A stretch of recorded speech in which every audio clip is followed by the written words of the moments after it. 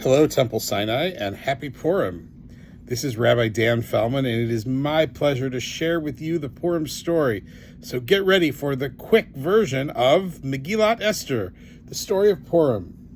Once upon a time, in a small town called Shushan, there lived a man called Mordechai. He was a very good man, and he always tried to help people and to do the right thing. Mordechai lived with his niece Esther, and they were Jewish, just like you and me. That means they like to eat hamantashen, they like to eat challah and celebrate Shabbat and have latkes and do all the same things that we do.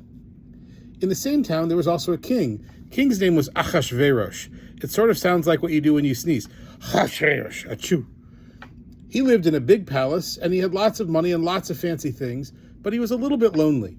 He needed a new queen to come and live with him in the palace.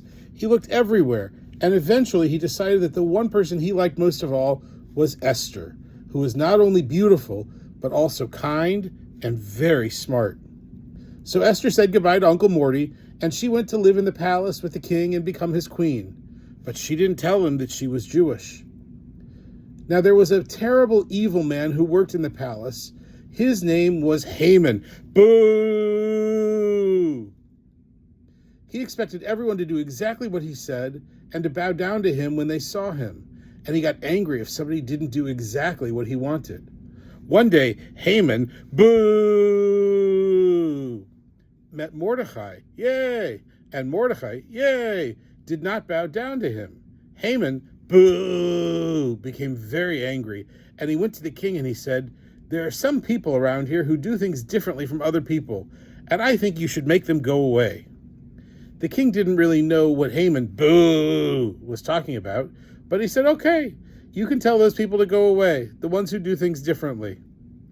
What Haman, boo, wanted to do was get rid of Mordechai, yay, and Esther, even more, yay, and all their Jewish friends. The Jewish people were very sad because they liked living in the kingdom, and they didn't want to go away. So what could they do? Mordechai, yay, sent a message to Esther, yay, at the palace. And the message said, "Esther, we need your help. That nasty Haman, boo, wants to get rid of us all. Please talk to King Achashverosh, kachoo, God bless you, and ask him to stop Haman, boo." Queen Esther, yay, thought, I must be very, very brave. And she made a special dinner for the king with all the king's favorite foods. Then she invited the king and Haman, boo, to come and have dinner with her. The king thought dinner was delicious, and he was so happy that after he finished eating, he said to Queen Esther, "What can I do for you to say thank you? Whatever you want, I will do it." Queen Esther said, "Oh, please, I need you to help me and my Uncle Morty and all of our friends because someone wants to make us go away."